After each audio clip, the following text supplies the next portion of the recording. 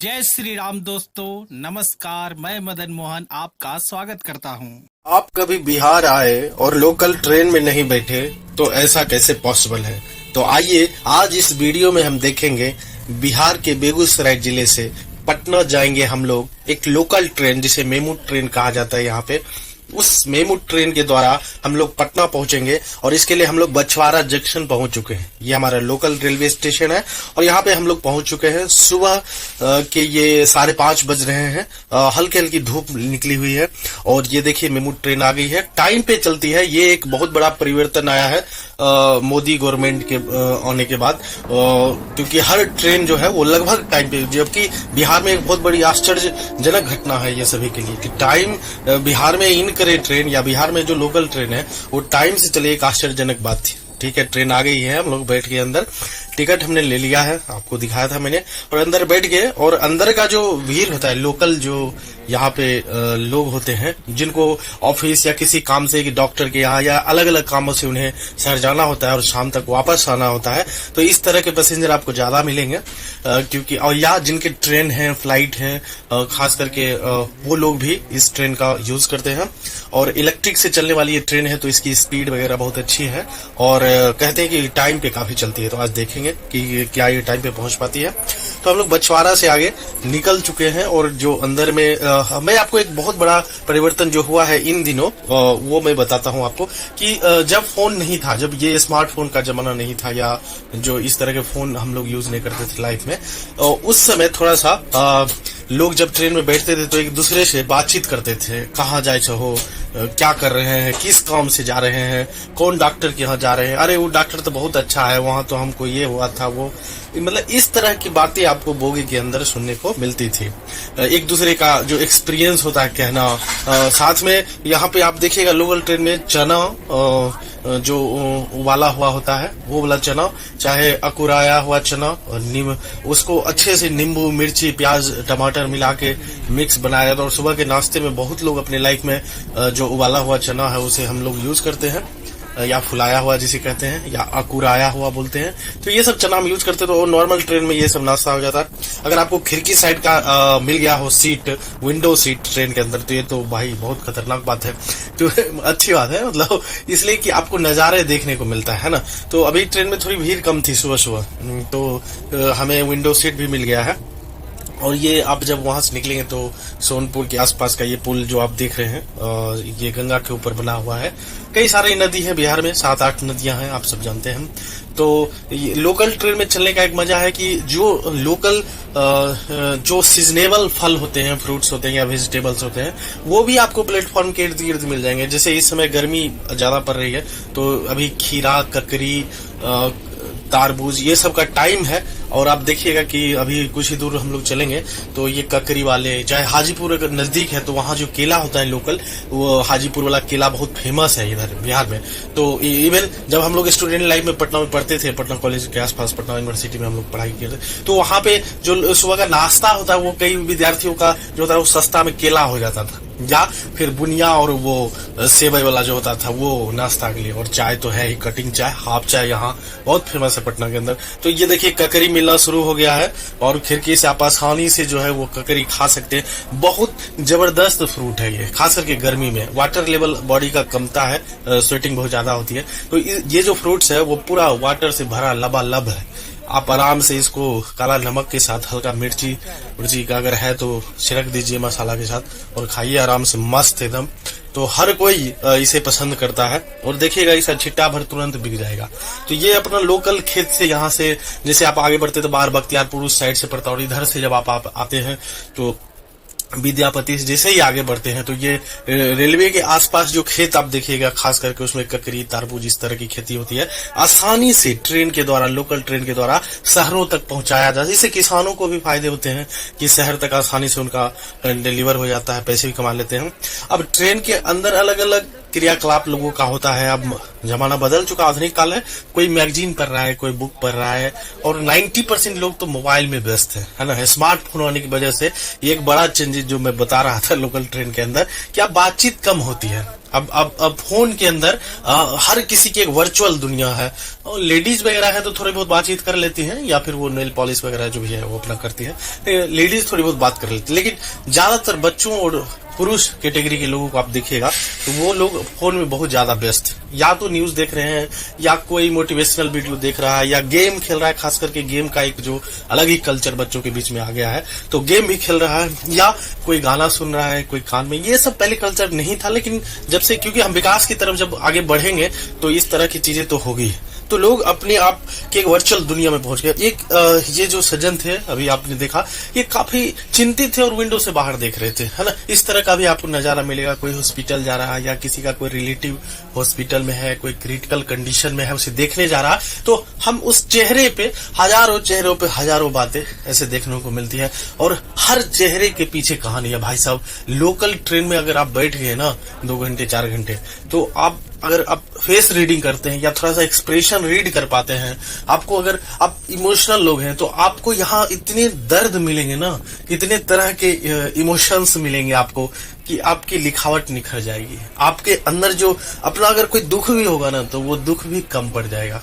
इतने सारे चेहरे, इतनी सारी बातें, इतने सारे एक्सप्रेशन, माइंड, मतलब हर चीज है सीखने को यहाँ। ठीक, चलिए तो आगे बढ़ते हैं। ट्रेन धीरे धीरे जा रही है और काफी हम लोग एंजॉय कर रहे हैं, कुछ फल फ्रूट खाते हुए। बादाम, चिनिया बादाम यहाँ बहुत फेमस है, भुना हुआ चिनिया बादाम, उसमें तेल मसाला मारा हुआ रहता है, तो ये भी बहुत फेमस है। और जैसे जैसे आप पटना की तरफ आगे पहुंचेंगे, तो आजकल क्या हुआ कि हर जगह जॉब, जो खास करके है टीचर का या किसी और तरह का जॉब करने वाले लोग चढ़ते हैं उतरते हैं, किन्हीं की ड्यूटी कहीं पे है, किन्हीं की ड्यूटी कहीं पे है।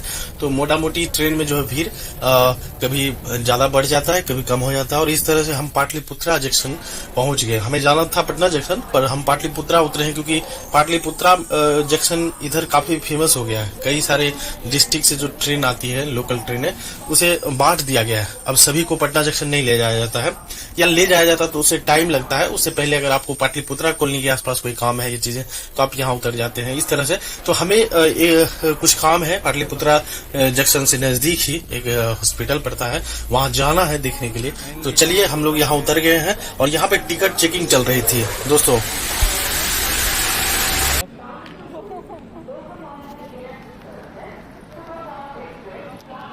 फाइनली हम लोग उतर चुके हैं पाटलिपुत्रा जंक्शन पे।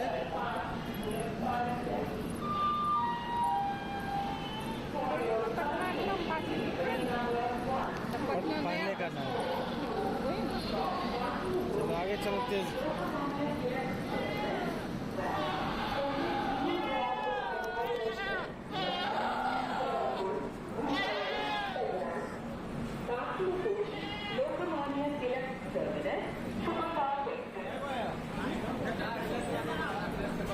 सीटी टिकट चेक कर रहे थे, लेकिन हम लोग नहीं डराए, है कि हमरा और हम लोग को पूछबो नहीं किए। गेट नंबर 1 से बाहर जा रहे हैं। बहुत लंबा सीढ़ी है भाई, बुढ़ा बुढ़ी का हालत खराब हो जाएगा।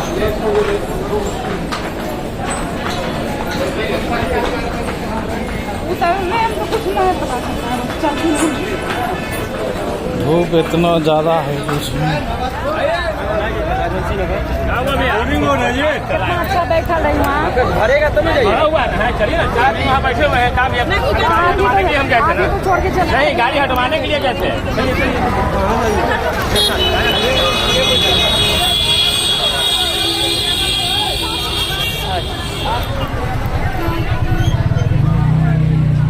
पटना एक्शन, बेली रोड पटना एक्शन है, कहाँ बाबा?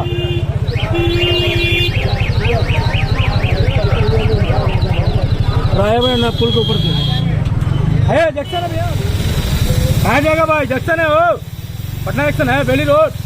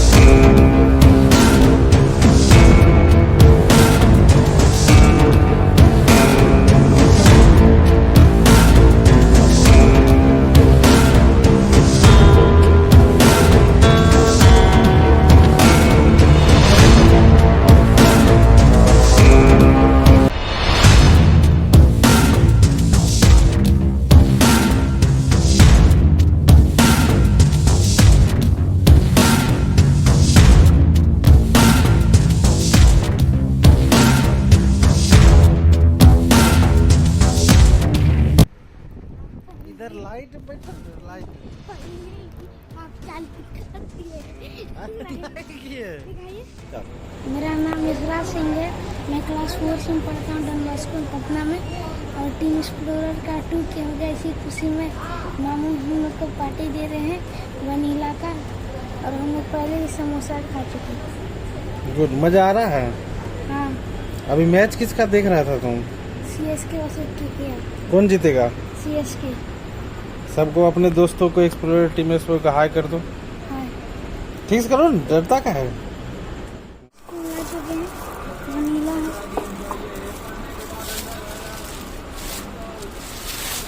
देखिए। खुश है ना? हाँ, किस चीज के लिए है? 2K के लिए।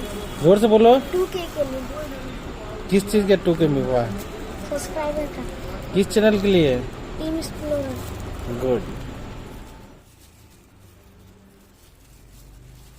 ये ड्राइंग ने लड्डू अपने हाथों से बनाया मम्मी पापा के लिए, तो जो बहुत अच्छी बात है। और इन शॉर्ट में एक चीज बताऊं आपको, आप किसी भी शहर में घूमने गए ना, किसी भी सिटी में, चाहे वो बड़ा शहर हो चाहे छोटा शहर, एक बहुत काम की बात मैं आपको बताने वाला हूं कि अगर आप न्यू हैं और वहां के बारे में सारी जानकारी नहीं है, आप किसी भी ऑटो वाले के से बात कीजिए, उसके अंदर बैठिए और उनके पास सारी जानकारी, यहाँ का डॉक्टर फेमस कौन है, कौन सा हॉस्पिटल जाना चाहिए, यहाँ का रेलवे स्टेशन से लेके जंक्शन कहाँ पे सस्ता होटल मिलेगा, कहाँ पे गांधी मैदान है, पटना कॉलेज जाना है, एडमिशन से रिलेटेड बात करना, हर तरह का इन्फॉर्मेशन उनके पास, पॉलिटिक्स से लेके हर जानकारी होती है। और ये एक बढ़िया बात है, आप आराम से उनसे बहुत कुछ सीख सकते हैं, बहुत सारे जानकारी ले सकते हैं और उसका उपयोग कर सकते हैं। तो मैं भी, हालांकि आज हर हाथ में फोन है, तो फोन आ जाने के बाद ये सारी समस्याएं तो ऑलरेडी दूर हो चुकी है, लेकिन फिर भी एक आप कभी इसको आजमा के देख सकते हैं कि काम करता है कि नहीं। मेरे साथ तो हमेशा ये काम किया है। जब भी मैं किसी इस तरह की सिटी में जाना होता है, मैं आराम से एक ऑटो करके वहां घूमता हूं, लोकेशन वगैरह हर बारे में, चाहे आपका सिनेमा की बातें हो, चाहे किसी, हर जानकारी उनके पास रहती है। अभी पटना की बात लीजिए, किसी जमाने में एलिफिस्टन, मोना, रीजेंट, अप्सरा, बीना, अब कितने सारे सिनेमा हॉल थे ना, अब सब बंद हो चुके। रुकिए, ये वो होटल है, भीड़ को ठीक से देखिए, ये वो होटल है जहां पे बाबा बागेश्वर धाम रुके हुए थे। और यहाँ का नजारा ऐसा है कि लोग होटल के बाहर से ही साष्टांग प्रणाम कर रहे थे। मैंने थोड़ा सा फ्रीज करके स्क्रीन को दिखाने का प्रयास किया था कि ये वो होटल है और बाबा तो होटल के अंदर हैं, लेकिन श्रद्धालुओं की यहाँ इतनी तादाद थी कि सड़क के इस पार से ही साष्टांग लेट के प्रणाम।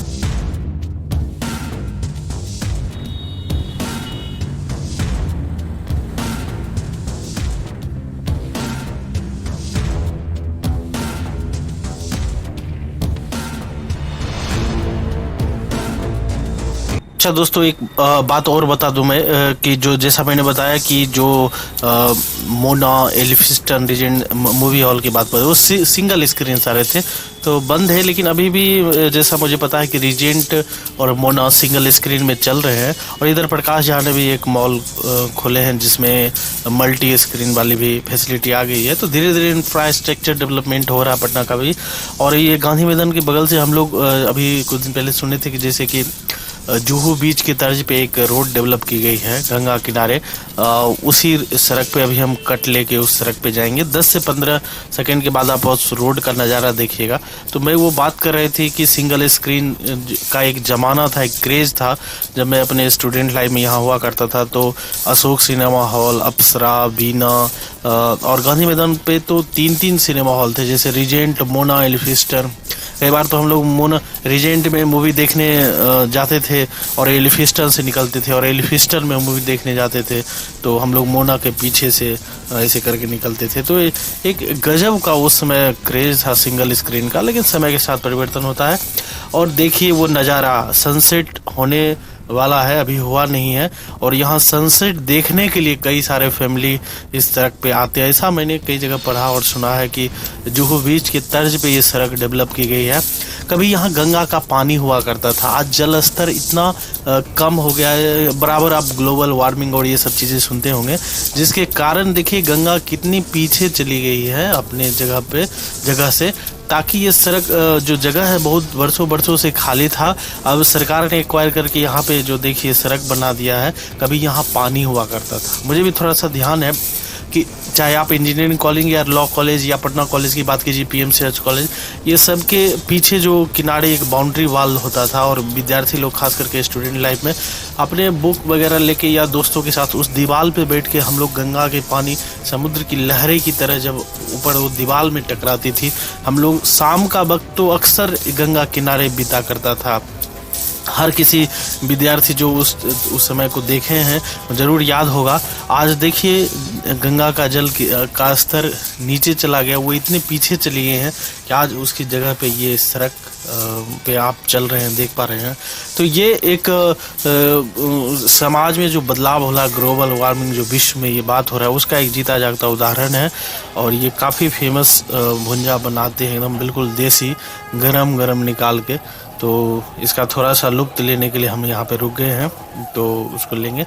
मैं ये कह रहा था कि किसी भी इंफ्रास्ट्रक्चर को, किसी भी शहर को, शहर या आपका डेवलपमेंट किस चीज़ से झलकता है। जब कोई आपके यहाँ घूमने आता है तो आपका वो देखता है कि इंफ्रास्ट्रक्चर क्या है, डेवलपमेंट क्या है, तो वो सब बातें होती हैं। तो यहाँ पे अब पटना के अंदर भी काफ़ी, तो फाइनली वो दिन आ गया जब हमें यहाँ से जाना होगा। और आज जो है हम लोग पटना से निकलने वाले हैं।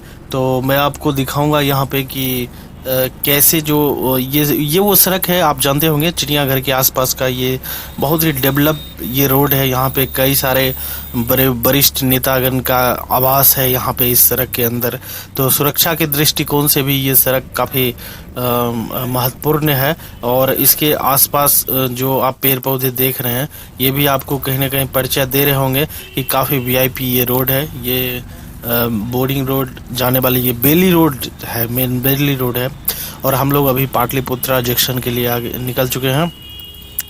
और जाते के क्रम में आपको ये चिड़ियाघर का वाल दिख रहा होगा। तो पर जब आप पटना आए तो कुछ जगह तो आपको घूमना ही चाहिए, जैसे गोलघर, चिड़ियाघर, चाहे तारामंडल भी यहाँ फेमस है। चिड़ियाघर तो बहुत बड़ा है, आप घूमे ही होंगे, अगर नहीं घूमे तो ज़रूर घूमिए। संजय जैविक उद्यान के नाम से यहाँ पे जू है।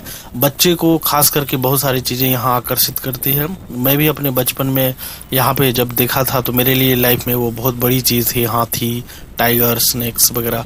और यहाँ पे जो गोल घर है वो भी काफ़ी एक्साइटिंग होता है बच्चे लोगों के लिए। काफ़ी सीढ़ी हैं ऊपर जाना और ऊपर से वो पटना का नज़ारा देखना।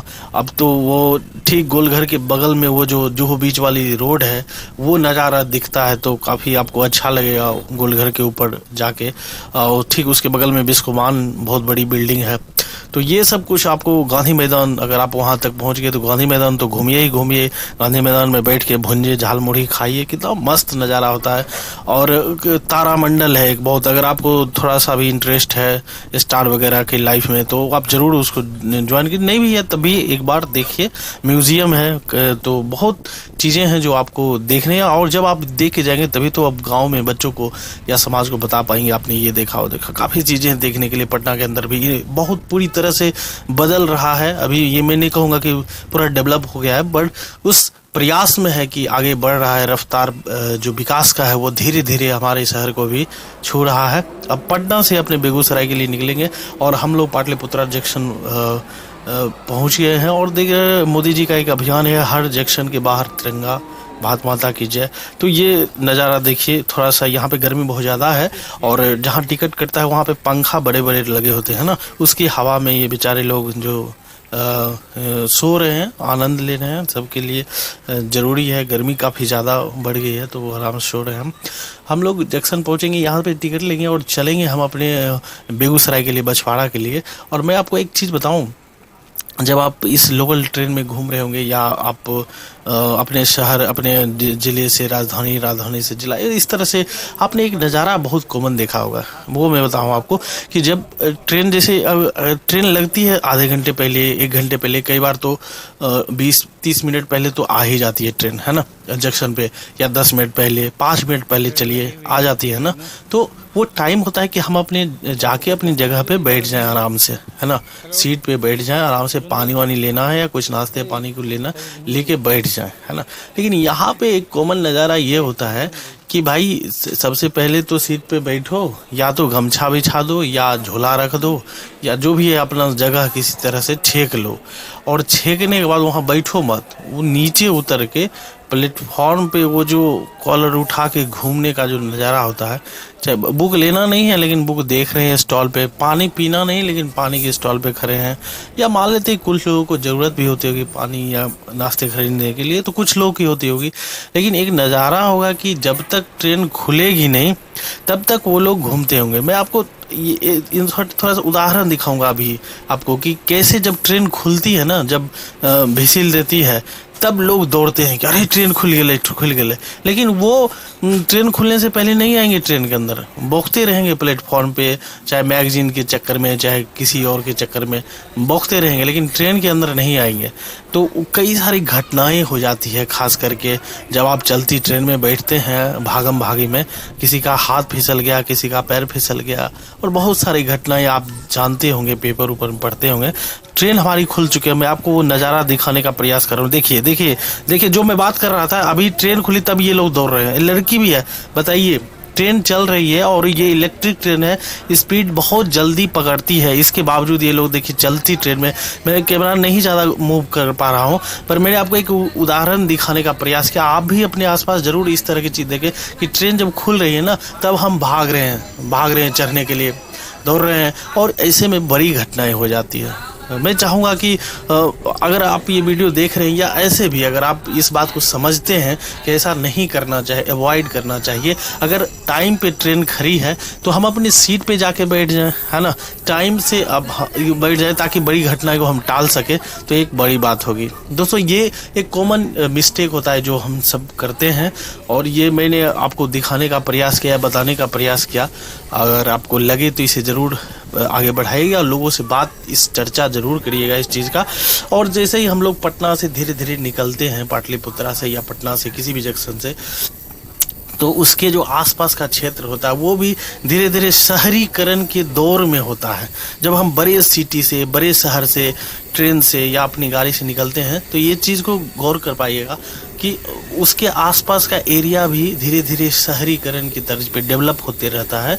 शहर तो नहीं होता, लेकिन शहर के पास का इलाका शहर ही होता है। जैसे एक बहुत बड़ा शेर कहता है कि महबूब की हर चीज़ महबूब ही होती है, उसी तरह पटना तो छूट गया पीछे, बट उस तर्ज पे क्योंकि लाइफ बदल रही है, हमारी आपकी लाइफ जो आसपास का क्षेत्र है उसका जीवन कहीं ना कहीं बड़े शहर से जुड़ा होता है।